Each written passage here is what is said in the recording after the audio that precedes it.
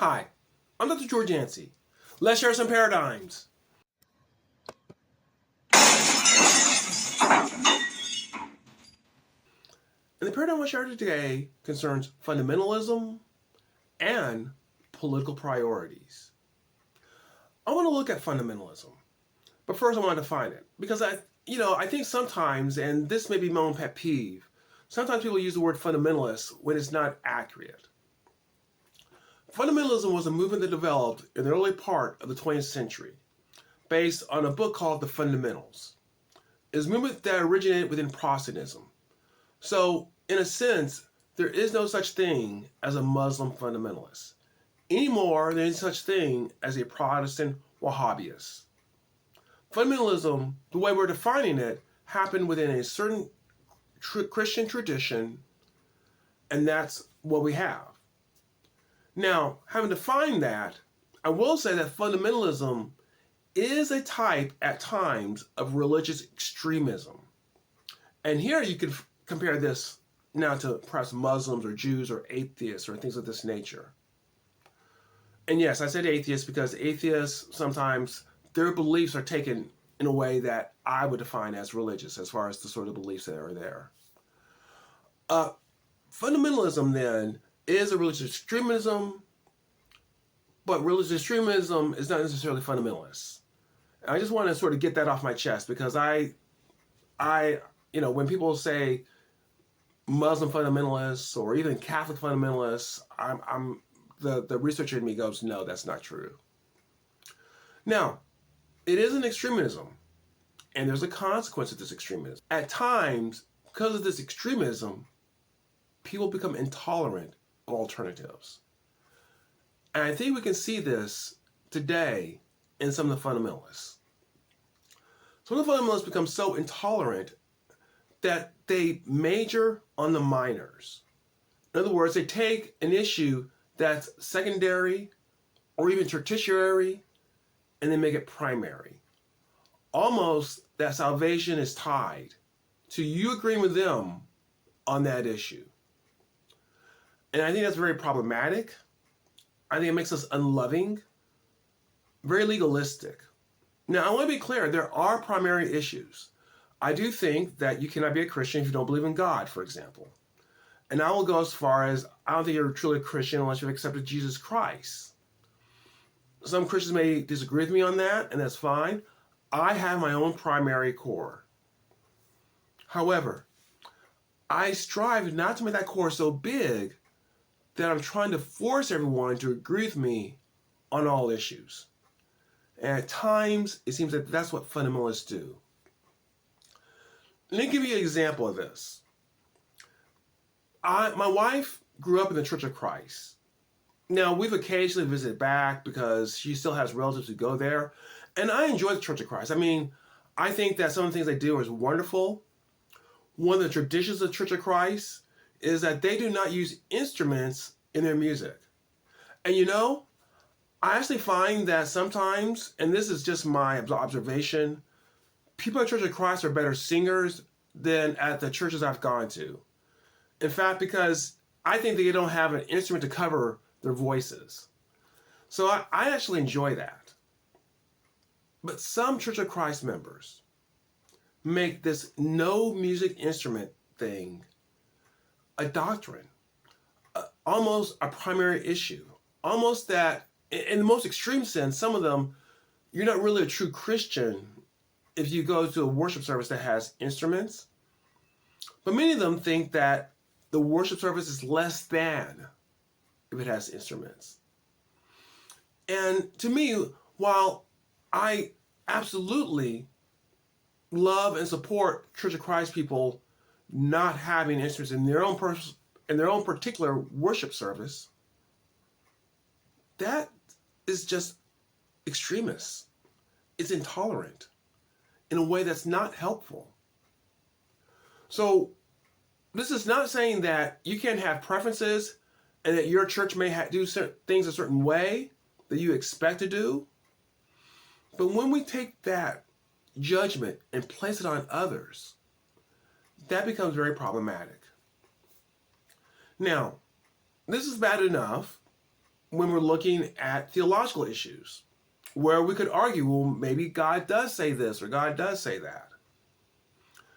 There's also a political fundamentalist. There are Christians who are very intolerant, not just on theological issues, but on political issues.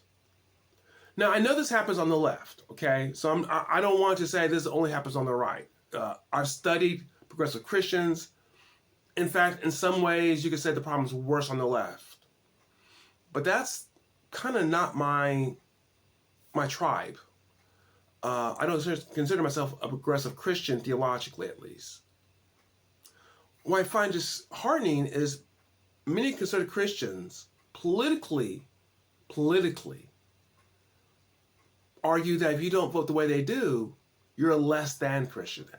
I've even heard some conservative Christians say that many African Americans are not true Christians because many of us vote for Democrats. Which is ironic because African Americans are more likely to be Christians in our society than European Americans. They go to church more often. They have stronger beliefs in God. And yet, because some of them vote for Kamala Harris, they're not a Christian? Really? Look, I understand the issues that some conservative Christians have with Democrats. I'm in agreement on some of them. I agree that if I was to look at who has Christianophobia, it's more likely to be Democrats. I'm pro-life, so I agree with the Republicans more than Democrats. But there are other issues. And I understand why African Americans vote for Democrats. Issues of racial justice, issues of economic security, of wanting the government to protect them, government spending. Now, you don't have to agree with African Americans on these issues, but to say they're not Christians, or they're not as good of Christians as you are because of how you voted. And without trying to get too political, the standard bearer of the Republican Party is not someone that would inspire a lot of, shall I say, Christian loyalty from me, for a variety of reasons. And yet there are Christians who say, if you're not MAGA, are you really a Christian? I consider this a political fundamentalist. Once again, it makes us less loving. It's not that we are addressing something that is truly sinful or a core issue. We're addressing political voting.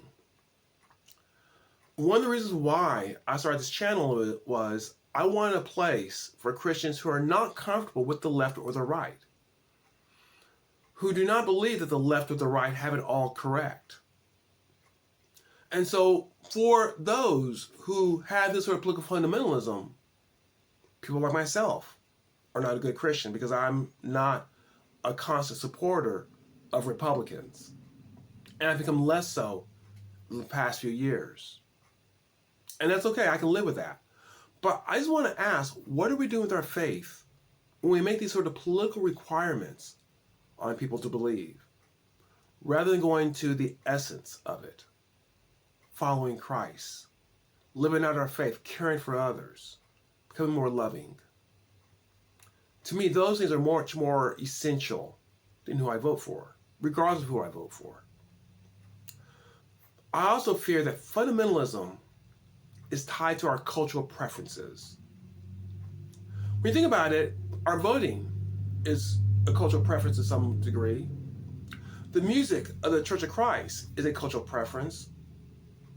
We often mistake our cultural preferences for biblical reality, for theological accuracy, if you will. Fundamentalism leads us towards that path. Become intolerant culturally, politically, and then thus we want God to bless our preferences rather than bless His word.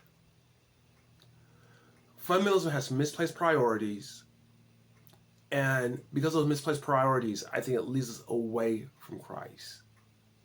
I'm not saying that fundamentalists are not Christians or that they can't be very good Christians. I'm not even saying that I'm a better Christian than fundamentalists. I have my own set of flaws. I have my own blindnesses. But I'm saying that we need to be careful about fundamentalism and how it directs us in ways that are away from a true adherence to the love of Christ. Does this share paradigms? Paradigms about fundamentalism? These are some of the concerns I've had over the past few years. I just wanted to address them. If this is something you want to talk about, if you find yourself you're a Christian who's not comfortable with the left or the right, this may be the channel for you. Why not subscribe?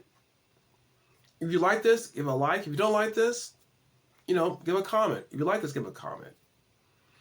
This is the content I want to generate, and the more we can get it out there, tell people about this, the more we can have a better community and have these sort of conversations. Thank you. Thank you for coming by. And please come back. We can shatter some more paradigms.